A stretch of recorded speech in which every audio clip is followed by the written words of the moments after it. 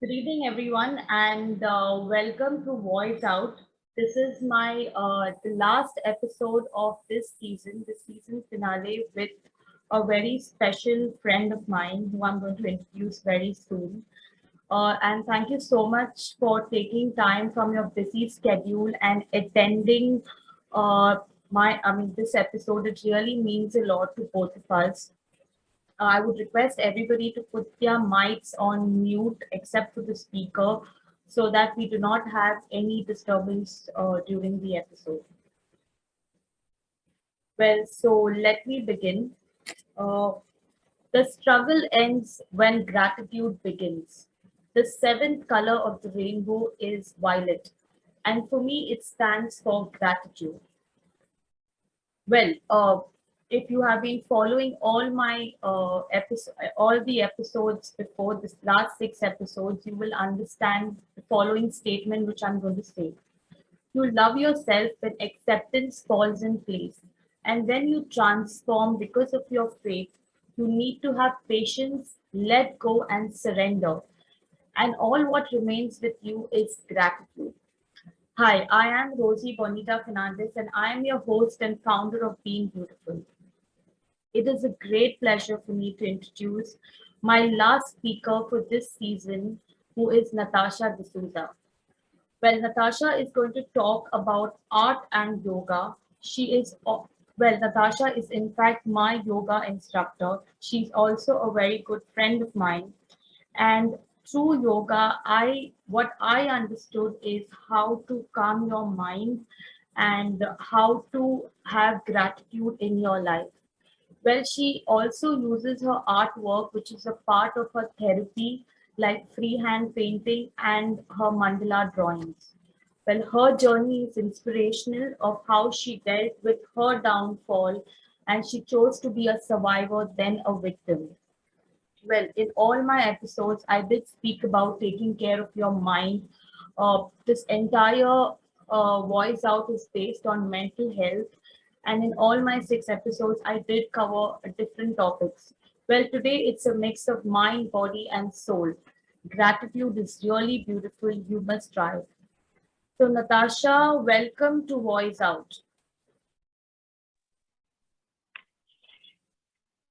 Thank you, Bonita. I hope I'm audible. Yes, yes, you are. Thank you so much. Thank you so much for having me on your show. It's an honor to be here. I'm a little nervous, but I think I'm ready to go. I think, yeah, in my first episode, I was nervous as well. But I think that's a part of life, so that's fine. So, Natasha, why did you choose to, why did you agree to be on Voice Out? You did mention in your video as well, what I posted on the WhatsApp group, that you have, this is the first time that you will be speaking and open about your journey and your story. So why did you agree when I approached you? Why did you think it was okay to voice out? Okay, so I have this very good friend of mine. I learned yoga from her. Like basically, I admired her a lot, and so she used to tell me like basically I she lives in Dubai, and we would chat off and on. And then she used to encourage me. She said you should share whatever is your progress, because of course I've shared a lot of personal things with her. So she said you should always share, your story, in the sense whatever you have overcome and whatever you've gone through, because there are people out there who might have also gone through a similar thing, or they're going through something like that, and they would feel encouraged and they would not feel that they're alone. So she encouraged me, and I used to be a little bit apprehensive in sharing, things, because of course it's only my close friends, my family, and people I knew that I would tell them about what's going on in my life. But to come out and to share it like over social media, for example, it was a step, in the sense, because you don't know how it's going to be perceived. Some people might judge you, some people might, you know however they would take it. So it took a little bit of time and a little courage to get over the feeling of how it is going to be perceived by everyone, and to just let it be, and let it out there, and whoever might find that helping them in any way, uh, it would help them. And I think it goes a long way. It's not only with me. I've also come across like people sharing their stories, which gave me the inspiration and the courage to then, open up about the things I was going through. So I found a lot of connections through the sharing, and to build a bigger community, a deeper connection, and it's really wonderful. So that's why I decided, okay, maybe I can talk about my journey here, because I've come a long way, and it's not actually, I've not really reached where I want to reach. I don't think we all would, but it's a wonderful journey.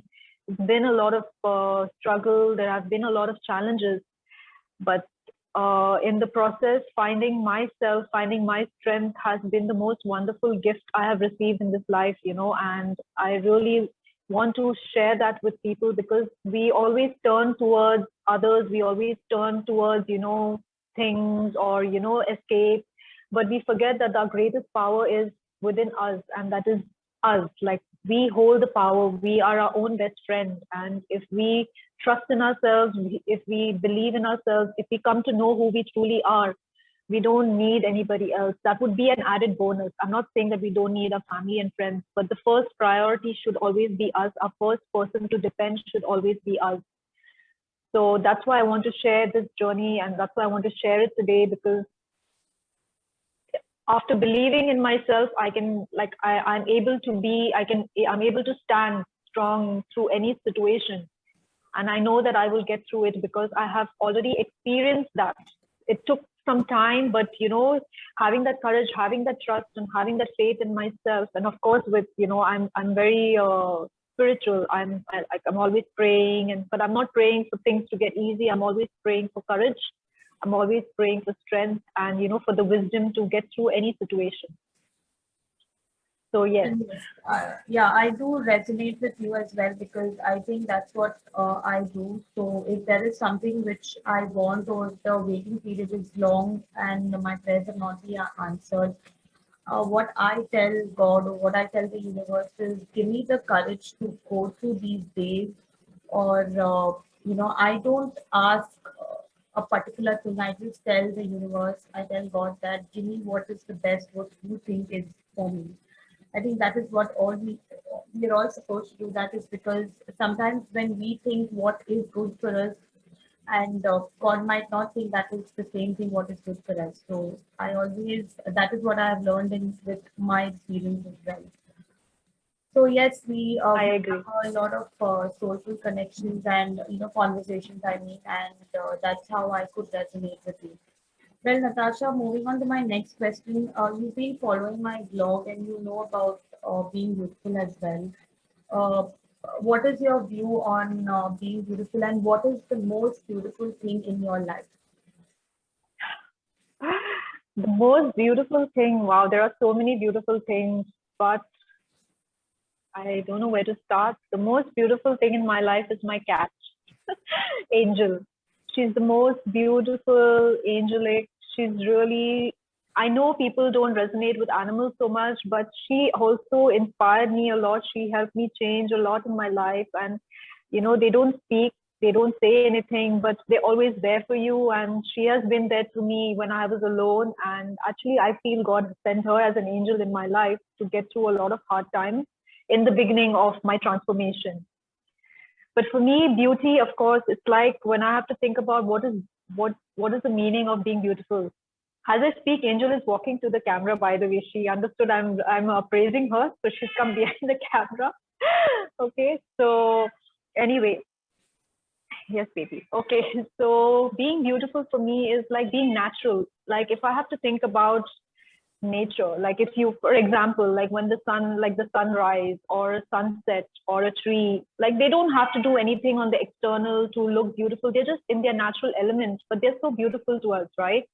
So I feel each one of us, we are beautiful, but we don't feel that we are beautiful because of our environment, of society, how people perceive us. There are a lot of things that go on in our world, like right from childhood, we are compared, we are asked, like, we are compared with other people, and then we lose that essence and that true innocence and that beauty, which is actually within us. So now, right now, at this age, like when we get to our adulthood, where we are actually we have that wisdom and that ability to think for ourselves. It's like we are reworking and reconditioning and breaking all those beliefs that we have grown up with in order to understand what it really means to be beautiful. So I feel that the most beautiful thing in anyone's life is their heart. Like, your heart is so beautiful. It holds the capacity to love tremendously, to have that compassion, to have that kindness, to have that generosity. But we are clouded and we are covered under all those conditionings and everything that we have gone through in our life, that we are unable to free it. So what is happening now is we have to daily work through peeling off the layer. I always use the example of an onion. If you see the onion, you start peeling the onion from the outer layers, you're crying because it makes you cry, right? And eventually you reach the center. So that is what it is. Our beauty is in that center, and we have to take the time to peel off each layer so we can reach there to our own inner beauty. I hope that was a good answer, or you could understand it. Of course, I think everybody has their own definition of beautiful. There are some people who focus, on the outer beauty, on how they look, and they want to look perfect all the time. Some of them are always on the runway, thinking that. Yeah, it's not wrong to want to look presentable, to look beautiful, but that should not be the entire focus, like I'm telling you, it's like if you focus on your inner qualities, that automatically that glow appears on your face, then you don't need to do anything. And I've met so many people who are so beautiful from inside that automatically they become beautiful in your eyes. Like when you perceive someone, they might be the most pretty people, but if the heart is not true, if the heart is not pure, then no matter what they do, you feel it. So energy is very strong. It speaks volumes even before you can open your mouth. So that's what I feel, that the beauty is always within, and then it reflects without, like on the outer side. Yes. Sorry, you can continue now. No, that's fine. Yes, I mean, what I was trying to say is that, I mean, it's not bad. I didn't mean that it's bad. I mean, it is also, see, everybody has a different way of how they feel and how they look at life. And it is valid in their life. But all I was trying to say is that, just because you look beautiful from the outside, and if you're not clean and not pure from the inside, that's not I don't know. I cannot connect with a person like that. I cannot vibe because I always work on vibing. For me, it is the energy when I meet different people. In fact, when I met you also, it's been a couple of months that I've been doing yoga with you. So there was this energy exchange, and I do understand that. And that is why, I think we had long conversations after that as well. Yes. Yeah, so my next question is, now see, we all have stories which are inspirational, which motivate people. It could be, sometimes when you speak to a friend or you speak to anyone for that matter, we connect, we resonate, like how you answered my first question. And why I decided to have this platform is because I think people, get inspired only by looking at somebody speak, by hearing their story. Sometimes some people are not expressive, or they find it difficult to come and express and speak about it, which is why I thought I'll create something like this so that people can come, express, to inspire, motivate, share their stories. Because in today's world, it is very important for a lot of us to speak up so that we can reach out. So, what is your story, and how did your transformation journey, and how did it all begin? It might be a little long, so please bear with me, everyone who's here. Well, to begin, let me just give you a little brief about how my nature before, like when I was younger. I was never an optimistic person. I was always very negative in my outlook on life. So I never had a positive outlook, and I had a lot of insecurities about myself, self-esteem basically. Firstly, because of my skin color, I used to feel that I'm a little tan, and why can't I be fair? And because that is how I used to feel growing up. Like fairer people have better opportunities. So all these things started like building up from childhood, and I I was always very from young. I was always like black sheep, as they say in the family. I would always rebel. I was never following the rules. I was always rebellious. I don't know what it was. Maybe I was seeking attention. I'm not sure. And so it was like a very topsy-turvy journey for me right from school days and, you know, through college. And then I had boyfriends right from a young age. I didn't even understand what it was, but I would be infatuated and then I would have relationships.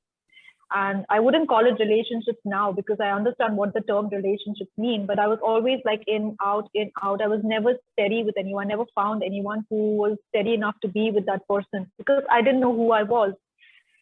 So that continued for a long time. And even when I was working, I found myself feeling very depressed often. Like I was always depressed. I was always looking for something. Like I was always never happy. I was always sad.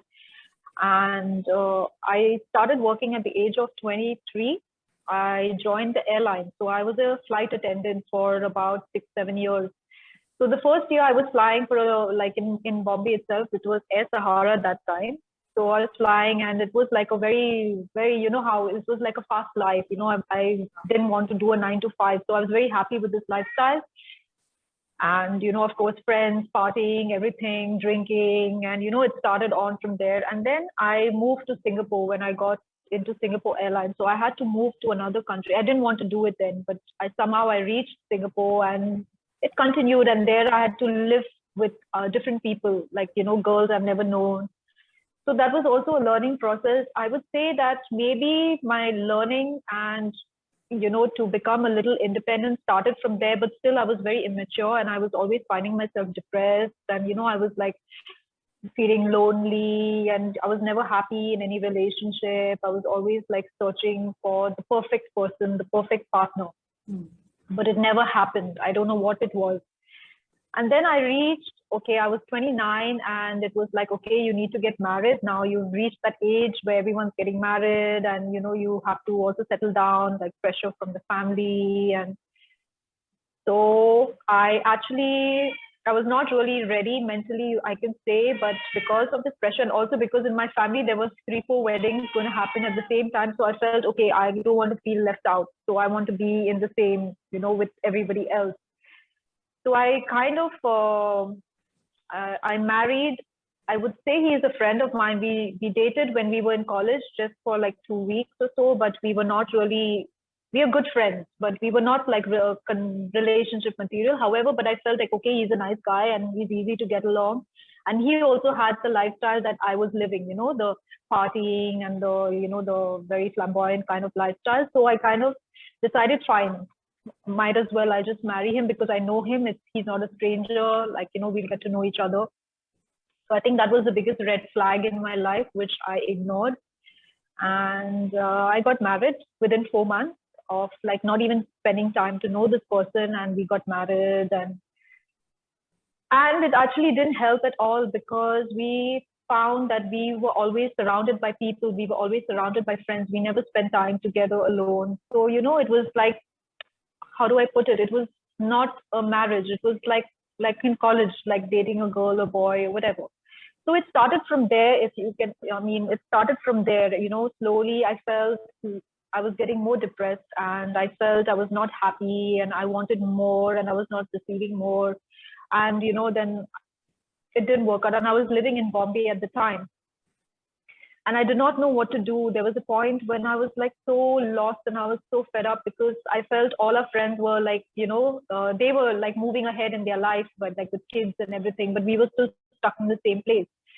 And I didn't know what to do. And I was feeling so lost and, you know, I didn't want to be there anymore. And I had gained so much of weight and, you know, I was like so unhappy. I didn't know whom to turn to. Like, of course, I had my family and everyone, but nobody was there to help me.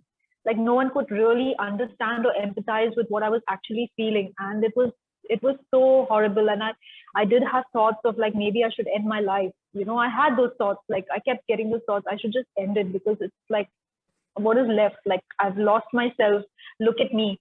Like I could not even look at myself, you know, I was just lost. And then one relative advised me to move to Oman. So he advised me, like, your family is here, like my sister was here, and my brother also was here, and I had my aunt and everyone. So he advised me, why don't you move there? Your family is there, and once you move out, then automatically even your husband can follow you, and then you can probably start a new life together.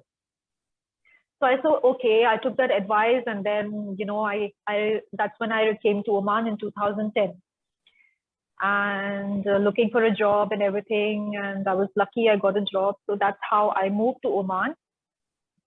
And my ex-husband, he could not move with me immediately. And he kind of got an opportunity in Dubai.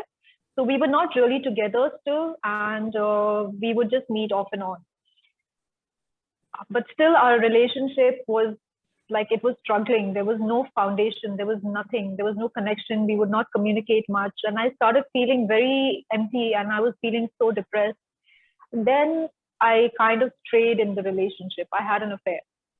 And because I was not feeling fulfilled in my relationship, so I looked outside for comfort, and I looked outside for that support, which was the biggest, I won't say the biggest mistake, but that is when it all changed from there. Because eventually, whatever you're doing, it never remains quiet. Eventually you will get, it comes out in the open eventually, like how they say, the sun and the moon eventually rise, and everything is out in the open. And that's what happened. So it was a big, I can't explain. That was the ugliest time of my life, and the most depressing time, because I reached the lowest point of my life. And it was like, I can't, what have I done? I was like, what have I done to him, his family, my family? And I was not thinking, and it was not even a healthy, it was not even healthy for me in that moment. So I think everything kind of felt like it's the end for me. And I remember being in this very house. I've been living here since 2010. I remember being here, and I used to cry every day, and I used to pray every day.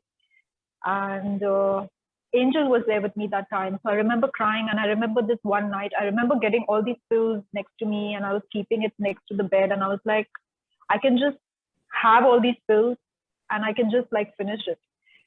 But I didn't have the guts, to be honest. I was thinking it, but I didn't have the guts, because I was like, I don't know what stopped me, because I used to pray all the time. And then I was like, no, there has to be a way out. And then I would keep praying to God, saying that if I have done something to hurt someone in my younger days, because I told you I was very, like, I had going in and out of relationships. So I felt maybe it was karma. And I kept praying, and I said, if I have hurt anyone in my past, please forgive me. But, I can't do this anymore. There has to be something, because it's going on forever. It's not helping me in any way. And then I just didn't do that. I didn't take the pills. I didn't do anything. I just let it go. And then one day I was on Facebook. I think I mentioned this to you on Facebook. I saw some post by somebody, some stranger. I saw this. It was such a beautiful writing, and there was like words like love, peace, unity, respect. And when I read that, I felt something warm in my heart, and I felt something trigger within me. And it just felt like, wow, like I don't know. It was like something, like, how you say the switch came on, or the switch, whatever. It's like a trigger. That was the trigger. And I felt so nice. And soon after that, actually, one of my friends, she gifted me this book, The Secret. So I said, okay, let me start reading this book. And it was about law of attraction and everything. So when I started reading this book, I actually laughed at myself. I said, that's not possible for me, because, it's like, come on. Because I know my mind, how it was all my life. I've been such a pessimist, and I've never had anything good in my life. It was always, I was never genuinely happy.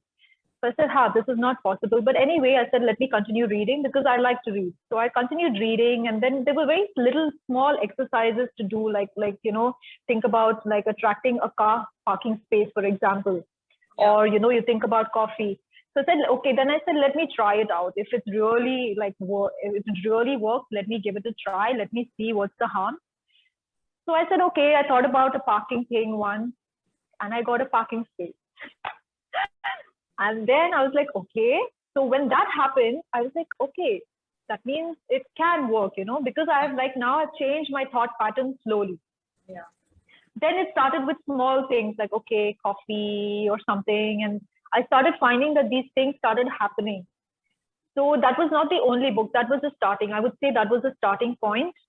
And from there on, then I started attracting, like, more messages or people who would send positive messages out into the world, like through Facebook. Actually, that's where I actually kind of started finding messages. Music had a big influence on my life. Not the ones with lyrics, but music which with beautiful, like, just melodies. I don't like lyrics. Sometimes they can influence you psychologically, depending on what kind of lyrics they are. But I started finding ambient music, which is very, very gentle. And I don't know, it's like now today I can talk about sound vibration and sound healing. But at that time, that music used to heal me. And I would feel so good. I would feel so light in my heart.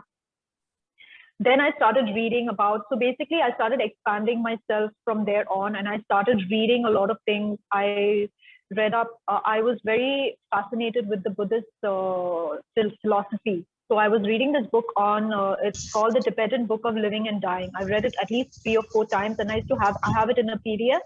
So I used to keep reading.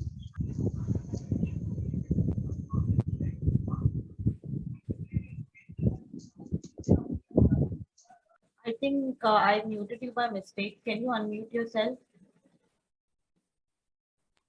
Yeah. Okay. Yeah, go ahead. Sorry. Okay, so basically I said that, so I found this book. I was very interested in the Buddhist philosophy at that time. And there was this book called the Tibetan Book of Living and Dying, okay, by Siggyal Rinpoche. So it was in a PDF, and I had it always on my laptop. Even when I was at work, I would keep the PDF open at the back, and I would keep reading. Okay. And there is one particular quote from that book which really stuck with me and really helped me through troubled times. It was like, he says, like, you are the sky, and everything else is like the weather, which means that the sky is always there, but the weather keeps changing. So if I remain as the sky, the weather will come, the weather will change, and it will go like passing clouds.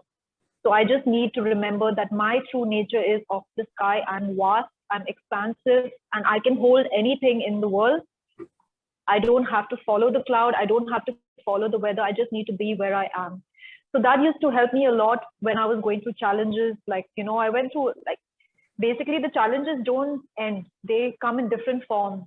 So it was like the marriage thing happened. And then from there, it was other challenges, with other people. So anyway, and so this book had a lot of influence in my life. And from there, I started reading more books. And like, I read The Power of Now. I read A New Earth by Eckhart Tolle. And which other book? Many other books, but there is one other book called The Untethered Soul by Michael Harbinger, somebody, very good book. So there are a lot of books which I still go back to because I find a lot of healing. I find a lot of messages in there. And also, I started journaling.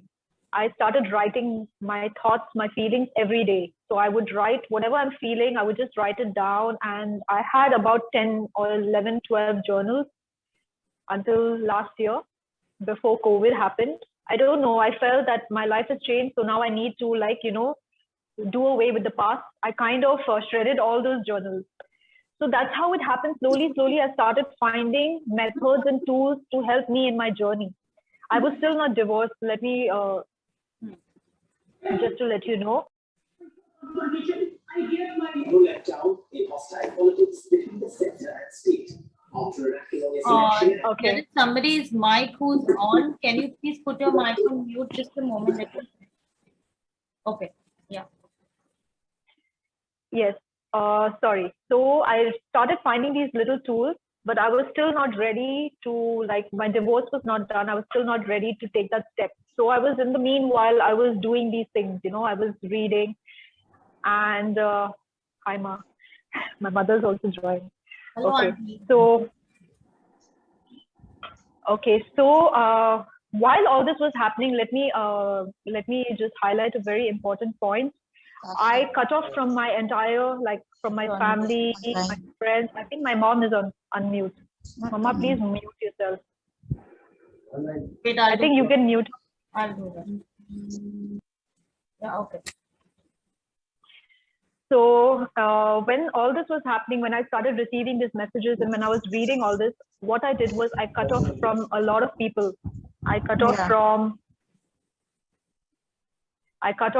friends. I cut off from my family. I actually spent a lot of time, you can say, in isolation, because I really had to sit down with myself, in the sense I had to reflect on all my actions of the past, all the things that I did, and I had to actually see where I needed to change and how I needed to let go and what I needed to forgive in myself, and what, like, it takes a lot of work actually. It's not an easy process, but it's a very beautiful process if you actually give that time and dedication to your own self.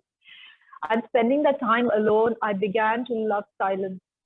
I found that just being silent, not just being silent outside, but even inside, finding that inner silence, it kind of quiets your mind down. It slows your thoughts. And if you're having any problem, I would like to tell this to anyone, if you're having any problem, just let it be. Don't try to deal with it at that moment, because what happens is when we are faced with a challenge, we are very, like, we are so, what do you say? We are caught up with our emotions in that moment. So we're not thinking clearly. It's our emotions, it's the ego which is trapped in that situation in that moment. So we have to give it space. We have to let it be. We have to give it some time.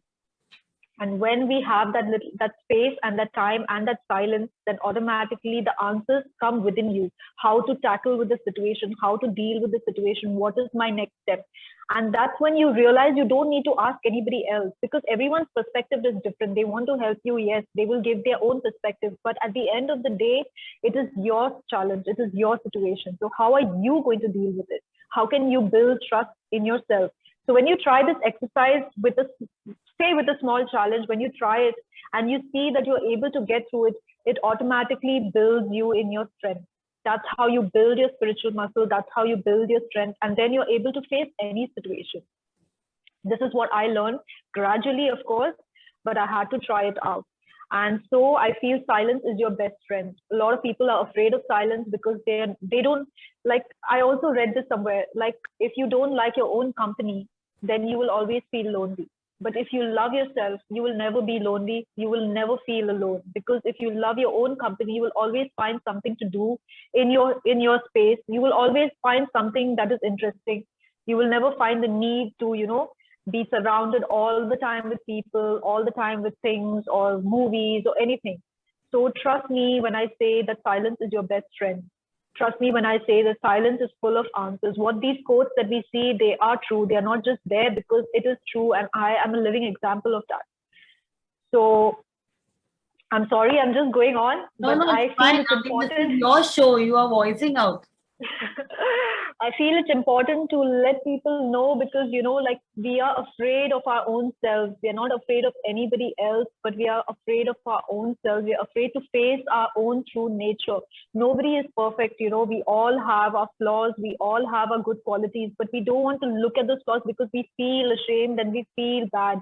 But it's okay. You have to remember that we are human, and it's okay to have that. We just need to acknowledge that it's there. We just need to know that, okay, I'm aware that I'm jealous. I'm aware that I'm envious. I'm aware that I have greed. I'm aware that, I have resentment. I have bitterness. But I always have the choice to let it go. I always have the choice to choose the opposite. I always have the choice to be more generous. I always have the choice to be compassionate, to be understanding, to let go. And when you do that, you see how free you feel.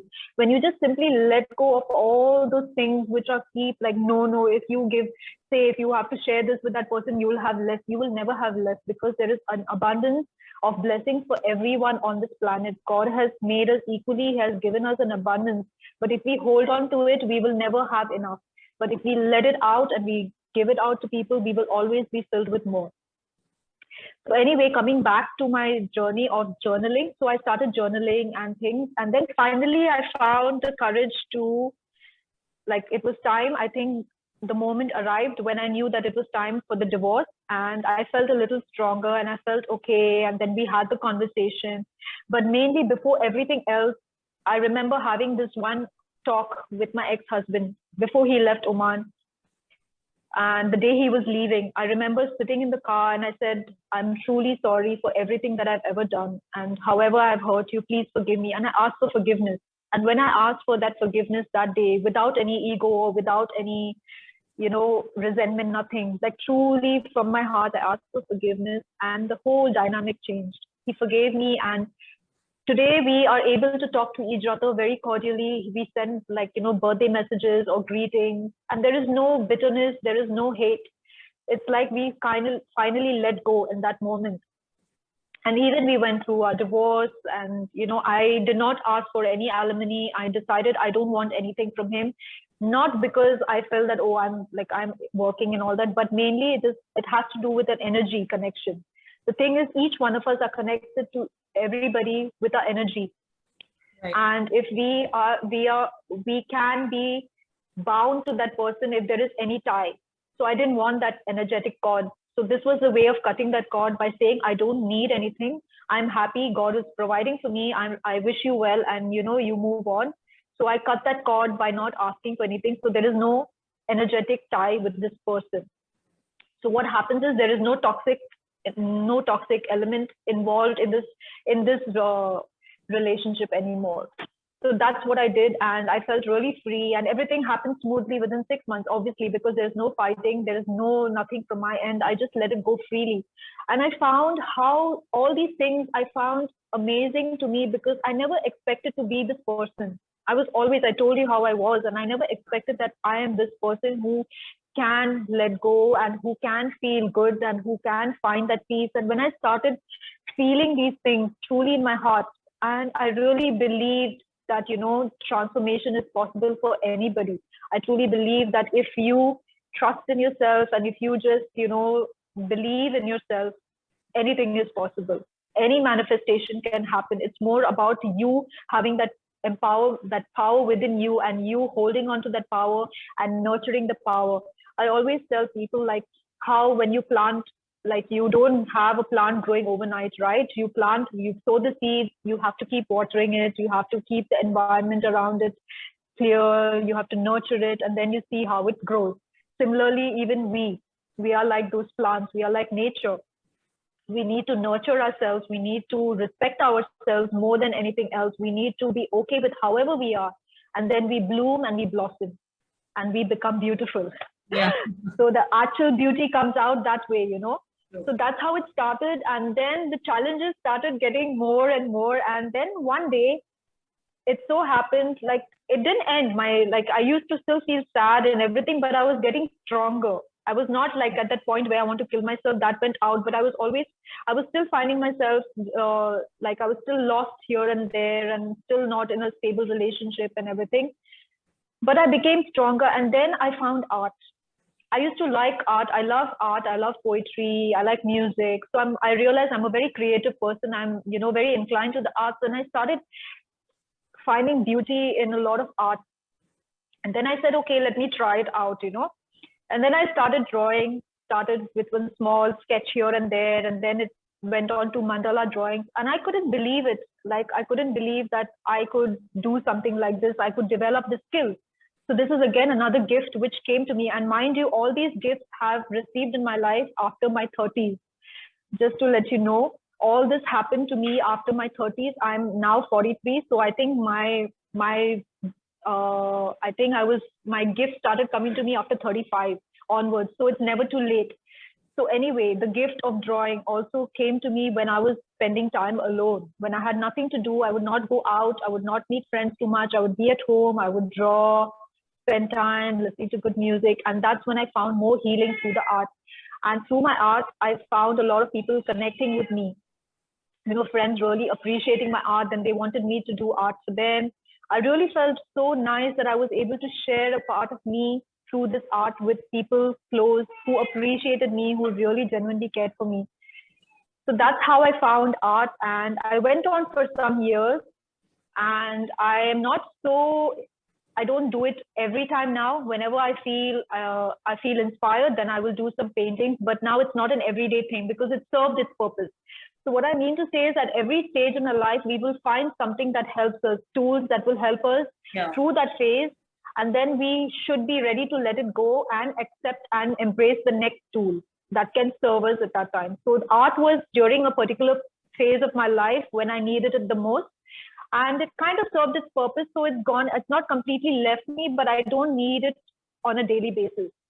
And that's when yoga came in now. So now my yoga journey begins. So what happened in 2020 is, I mean, everybody knows what happened in 2020. I don't need to say it out loud. So when I decided, like, I was mentally, I became stronger. Spiritually, I was stronger, but physically, I was not taking care of myself. Like I used to, I love to eat. So like, especially mom's food and family food and all that. I used to love to eat, and I have a sweet tooth. So I started, like, I love to eat, but I was gaining a lot of weight. I would try to do like walks and, you know, runs and everything, but I was not consistent. So there was no steady program for me.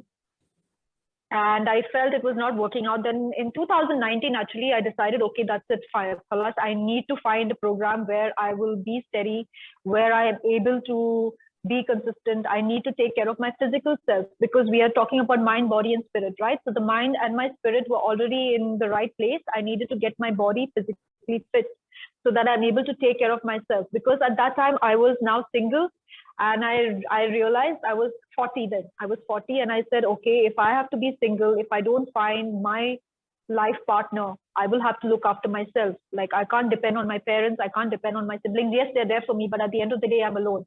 So if I take care of myself physically, then I will be able to take care of myself in the later years in case I have to live alone. I've accepted that fact that I might have to live the rest of my life alone. So I found a yoga studio close by, and I started going regularly twice a week, and I found a lot of difference. I was enjoying it. And so I would go twice a week, and I found a lot of difference in, like, you know, how I would feel physically, and then a little difference in my emotional and mental level as well. And then 2020, of course, we had COVID happened, and then there was lockdown, quarantine. So that then I was thinking, oh no, COVID, now everything is shut. I will not be able to go. But that didn't stop me. Thanks to technology and thanks to the virtual world, I still could continue with my lessons every day. And then one day I thought to myself, I said, you know what, maybe I should do the teacher's training course so that I can be a teacher someday in the future.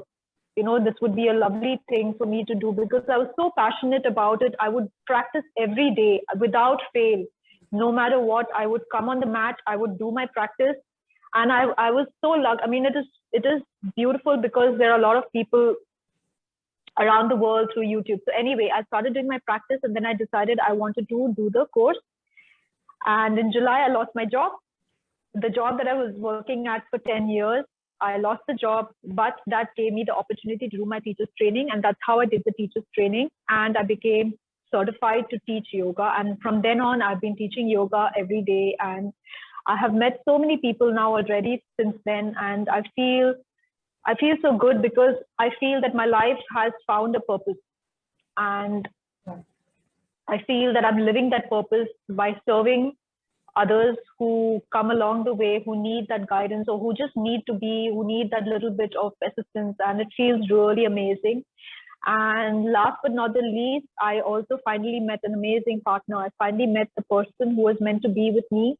And we are so compatible, and I feel that God blessed me abundantly, and I'm so grateful for that. And it's only because I surrendered everything, and I believed in myself, and, you know, I took the time to go through whatever it is, whatever came my way.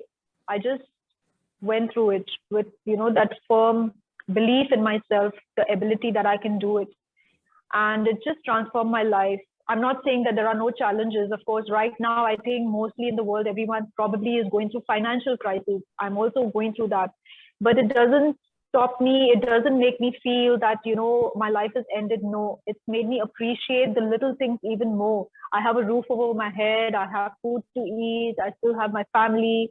So it makes you look at the things that are the most important that you need to get by. So yes, I tried to shorten it, but I think it still went long. Thank you for listening, and I'm sorry if I may have bored you with too much of details. These stories are not at all boring. In fact, they're quite inspirational. And you have answered even my next 2 or 3 questions in first question itself. So I'm going to skip 1 or 2 questions of that. Okay, I would like great. to highlight a few points in this conversation. Firstly, it takes a lot of courage to accept that you had an affair when you were married. I mean, really, I mean, it really takes a lot of courage. I don't think anybody does that. They will. People are always blaming each other. There is a lot of blame game happening always. I myself am divorced, and I understand that, and I resonated with you is because if things get uglier in the beginning and if it's meant to be, obviously it is going to be. So I really wanted to say that I mean you're quite courageous to accept something like this on this platform. And the second thing is, I think 2 or 3 weeks back, I myself had messaged you something about loneliness. And when you told me that, you will not feel lonely if you enjoy your company and if you love yourself. And that statement is, I think, going to remain with me forever because that actually hit me. And even though I practice most of the things what you practice as well, like gratitude, self love, acceptance, yes, I don't meditate a lot, but I have started meditating because one is because of yoga, and secondly also because I'm doing my life coaching certification. So yes, so then I thought that that like whenever there are people who tell me, I'm feeling lonely. See, you don't feel okay now. Feeling lonely and being alone, they are two different things. You can feel lonely even with a crowd of 10.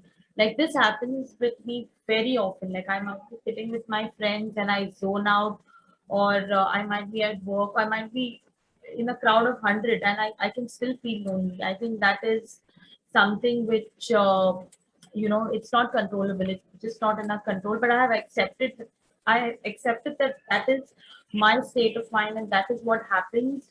And even after our conversation I accepted it that these things are going to happen even though I'm living with my family and there are friends, there are family, there are a lot of people, but yes, you need to take care of yourself first.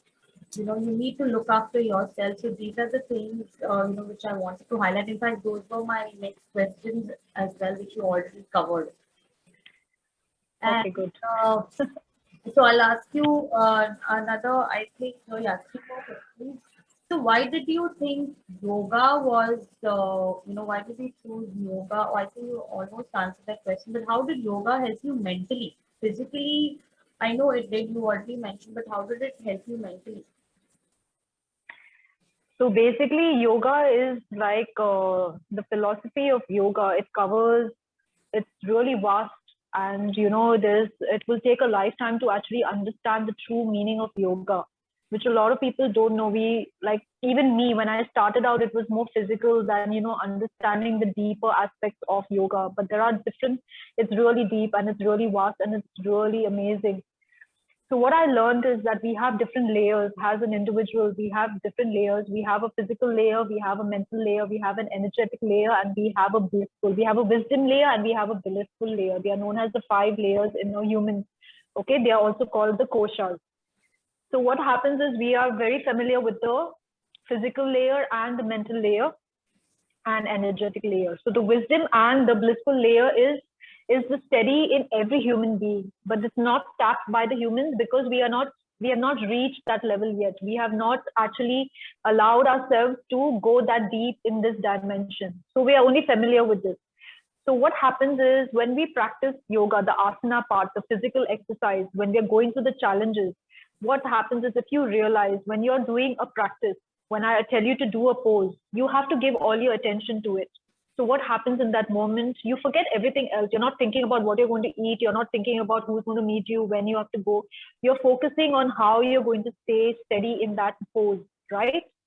You're focusing on your breath because your breath gives you that ability to hold the pose comfortably. It gives you that strength to remain there. So in that moment, everything external is out and you are totally connected with it. So how does that change? Mentally, the mind becomes still, the mind becomes calm. So this is what you do. Sometimes you may achieve it throughout the practice, but sometimes when you go through an intense practice at the end, when you're doing the shavasana, right? When you lay down at the end of the practice, if you notice, you will feel that connection, you will feel that stillness. So this is what yoga teaches this is what yoga is, just a fraction, but this is what you will experience. And you keep practicing so that you can go deeper into that silence. You can tap deeper into your mental faculties, you know, and you go deeper and you open up. So it's like peeling the onion, what I gave in the beginning, the example of the onion. So peeling off all the external layers to reach the blissful layer, which is our inherent being, which is there. It's rightful for us. Everyone needs to feel that, but we can't reach that because we are covered in so many layers. So through the practice of physical like asanas, you are able to peel off those layers in order to reach the blissful layer.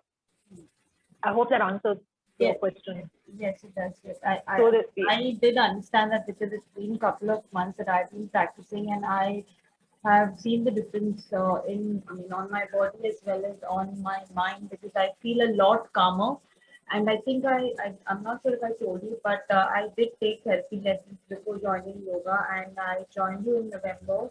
And Yes. I think my therapy stopped somewhere in December or January. I have not taken any kind of therapy session. I do speak to my therapist on and off, but I'm not taking a session with her. I think my mind is a lot calmer.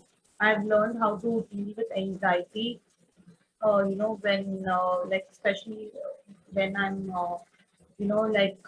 I don't know what to do when anxious, and there are a lot of things. And then, yes, it did help me a lot. And which is why I tell, others also that you should try meditating. And yoga is not really about losing weight, but it's also calming your mind.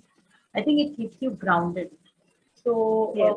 so coming to my next question is, why is it important to practice gratitude to stay grounded as a human? Why? Because especially in times like the pandemic, what the entire world is facing, it is difficult. I'll be honest, it is difficult to stay positive. We keep saying stay positive. Technically, it's not possible to stay positive all the time. Yeah. But True. what I think is that practicing gratitude, irrespective of your situation, your surroundings, what is happening around you, I think if you start practicing gratitude, your life can change like this. I mean, I have seen it myself. So why do you think it's important? Okay, I was reading this book today and I came across this beautiful, this verse in this book where this teacher is telling his students, it's like if you look at nature, for example, or if you look at animals, they are always in gratitude to God. Like they don't take it for granted of their existence. Like even animals, like when they're drinking water, you will see they're always like taking the time. They are always in gratitude because they don't know whether they will get the water next, or they don't know whether, for example, the tree. So it made me think, like, we take a lot of things for granted, even a glass of water. We don't give thanks for even water. We don't give thanks for waking up in the morning, for having another day of life, So these kind of thoughts is like a wake up moment. So by practicing gratitude, you're actually surrendering down, you're humbling yourself down. So you don't feel an egoistic, and, it makes you humble as a person.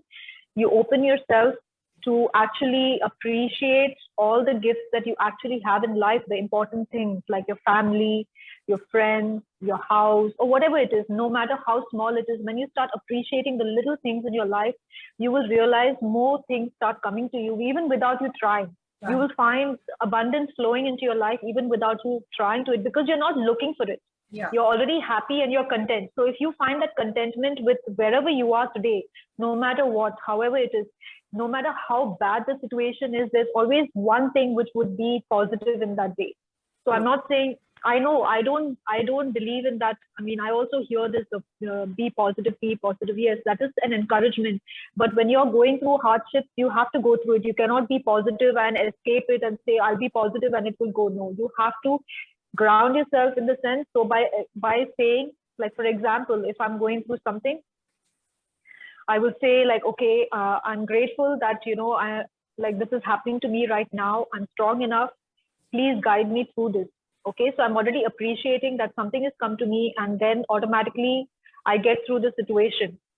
So by practicing gratitude for the little things that you have in life, you will start finding the bigger things coming into your life. So for me, I also have, as I told you, I have a gratitude journal. I keep writing. If I don't write, I will wake up and I will say, thank you. Okay, thank you for this meal, and thank you for And thank you for, like, okay, for example, this Ramadan actually was the first time I decided to do the fast. Okay, this was my first time I decided to do the fast because my partner, he keeps the fast. And the entire day, I'm not like, it's a dry fast. It was the first experience for me. But in the evening, when you're breaking your fast, they say thank you and they have water. So I learned to say thank you before having the first sip of water because I have not had it for the entire day. So that made me appreciate water even more. It made me taste the water, actually like sit there and taste that water and to feel grateful that for that water that was quenching my thirst at the end of the day. So I feel that when we have reverence for the little things in life, we are blessed beyond our even imagination. And you know, things do work out for us, for everybody. It's not that they work out for some and they don't work out. They do work out. We just have to get through. Each one's challenges come in different wrappings, but if we believe and if we are grateful for this life and this opportunity, we can get through anything. Yeah, in fact, yeah, I think when I wake up as well, the first thing I say is thank you, God. Waking up itself is such a, it's the biggest blessing in your life because there are some people who don't wake up. And I Yeah. think about, going to work and why I have to go to work. I mean, I know it is not easy to do it. It came in time. And in fact, my previous speaker, Rajit, also mentioned about a secret. He mentioned about how that book changed Yeah. my life. In fact, that changed my life as well. And one thing I do is practice gratitude in the morning. Maintaining a gratitude journal, and I stay away from social media at least for the first. Though I'm blogging, I try to keep my phone away for the first 30 to 40 minutes because the moment you get on social media, you tend to see a lot of things and you tend to read a lot of things. That is what, if you're going to begin your day with something which might not be needed, and then I don't know, your day might. I have seen the difference that I try avoiding. Sometimes, yes, of course, if it's weekend and all, I happen to check my phone because I have not checked my phone. Yeah. But that is the practice which I also follow. It is very important to stay to be grateful in even this pandemic because I know many of them might say that it's not easy, we have lost our jobs, some people don't have jobs, they don't have food to eat, they've lost their parents, children and all, but God has a plan and we just need to trust his divine timing. We need to trust the universe because everything, whatever happens for a reason. This is a very the statement is said, like many of them use the statement. So I think that is something even I'm grateful for. Well, my last question to you is what are the things that inspire you apart from yoga, art? What is that, who would you say that, oh, that's my inspiration? I think nature is the biggest inspiration for me. Like just nature, like how nature works and how it teaches us in different ways. That being, I don't know how else to say it. And yes, people also inspire me, and people who I meet. I'm not saying people who are advanced and like not celebrities or anyone, but everyday people, even my friends, like people I meet, even people who I'm teaching. Okay, even y'all inspire me. It's not that because I'm teaching means it's a one way. I'm also learning so much and I get so inspired by hearing your progress and your stories. So everyone, I would say everyone inspires me, nature, people, and yes, art, music, of course, those are personal things, but I think people a lot and nature. My first thing would be nature, like trees. I believe a lot. Like I always look at trees, and like there are a lot of stories that go around trees. And if you apply the analogy of a tree, like they're deeply grounded and they're rooted into the earth, and like the tree has long roots. So no matter what is the storm, they may shake, they may bend, but they will not break. They're still strong enough. So that is something you can learn from a tree. You may lose your shape, you may lose, but if you're strongly rooted in your being or in your principles, in your discipline, nothing can shake you, nothing can break you. So that is what I would take from a tree. From a cat, for example, from a cat. So a cat teaches you, like they can sit or for hours, like just sitting, doing nothing. What are they doing? What are they thinking? Sometimes I wonder what goes on. Do they think? Do they have thoughts? So I kind of like, sorry, I had these kind of questions, and then I just look at them and they're so easy, they're so calm and they're so relaxed. So you can seek inspiration even from animals, from trees, from space, from anything. And from people, the inspiration comes from them sharing their story with me, of course, so that's how it is when you share. I will also like to say, add on to this, I have watched a couple of your previous episodes and I feel there is so much similarity in each one of us. Like they're not different. Each one of us have gone through struggles. Each one of us have found that willpower and have come out strong, but there is a resonance with each and every one. I felt connected with each and every one because we've all kind of gone through a similar journey. It's not different. It's a different package, as I said. Yes. But everyone goes through similar things. It's only how we decide to overcome it and how we decide to move ahead from there. That's about it. Yes. That's our choice. That is our choice to make. True. I think the main reason, the only, not the only thing, the common factor with all my speakers is acceptance. In fact, that is what I believe in. Once you accept that this is the issue, including this pandemic, I think I've said this in my previous episodes as well, that we have to accept that there is a problem in the world, and we need to live with it. Pandemic and depression, anxiety is somewhat the same. It's just not going anywhere. We just need to learn how to live with the current situation. Like, like some people say, oh, so now you don't feel depressed, now you don't feel. I said, no, I still do, in spite of practicing everything, but I know how to deal with it. I think that is what the experience and the therapy sessions or whatever you've been practicing does to you. We just learn to deal. See, we are basically humans, so these feelings are not going anywhere. Including this pandemic. Everybody's wondering when it is going to get over. I think we should just stop questioning and accept it. It's there. Just accept it. Learn to live with wearing the mask and following basic. Also, it's a great opportunity. I feel like through this pandemic, like if you want to strengthen yourself, it's a great opportunity to go within and to develop your skills, because a lot of people I have noticed have found skills to get through. Like earlier it was jobs, but now there are so many people who have found skills that are helping them through the day, like baking, cooking, art, whatever you say. People have actually given that time to themselves and they're actually finding their strength through these ways.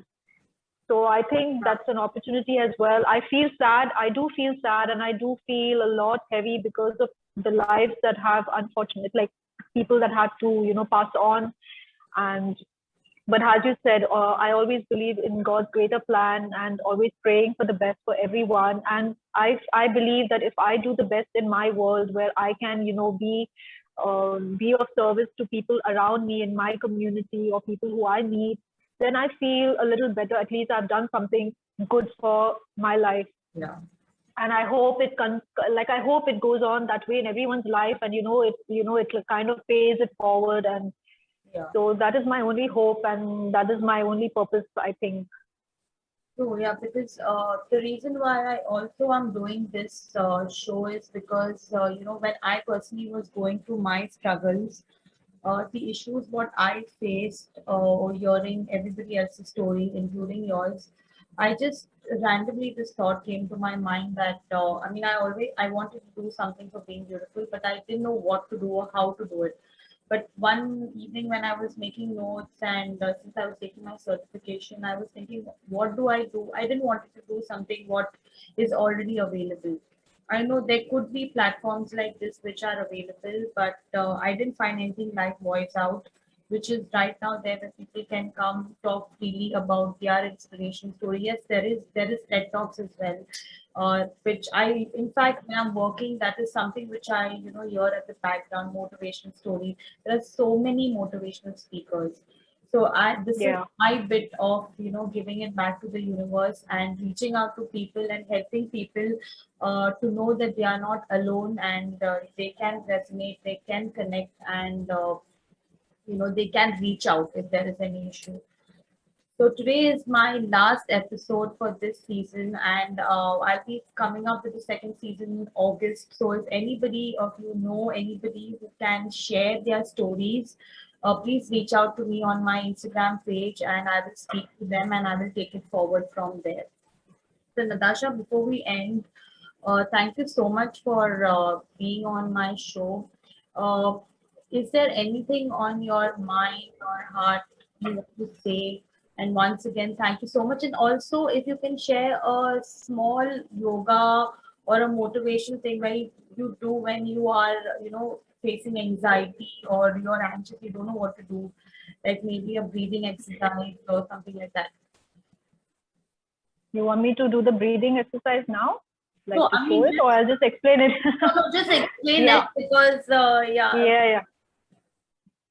Before I get to that, firstly, Bonita, thank you so much for inviting me to speak here. And I really commend you for this platform and how you have beautifully gone through the entire month and getting people to speak.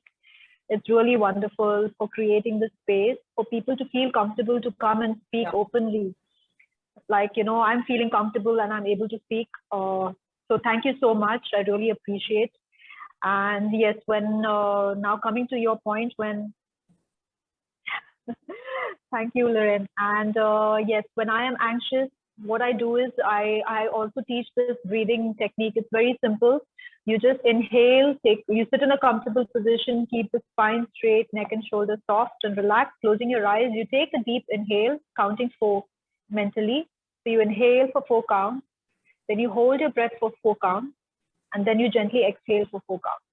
So you can repeat this for a few rounds, just few rounds. And even if you don't have to be seated in a cross-legged position, if you're at work, you can sit even in the loo. If you don't have that privacy at your desk, you can even go to the toilet and sit on the seat, and you can just close your eyes. This is what I have done when I have had anxiety in my office. I would go to the loos mainly, close the door and just sit and just take deep breaths. At that time, I didn't do the count.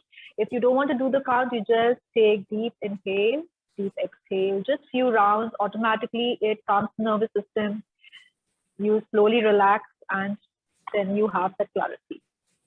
Thank you so That's much, it. Natasha, for sharing this. And so tonight we are going to end here. Thank you, everybody, for Thank you. me. And I'll be uploading this episode in case if any of your friends have missed it and you want to refer anybody. I'll be uploading this episode on YouTube in probably 2 or 3 days. So I'll share it on the Thank group, you. Natasha. And guys, stay safe, happy weekend, stay beautiful, and take care of yourself. Good night. Thank you. Thank you so much for bearing with me and being patiently listening. Have a lovely weekend and all the best to everybody. Thank you so much. Thank you. Bye. Okay. Bye.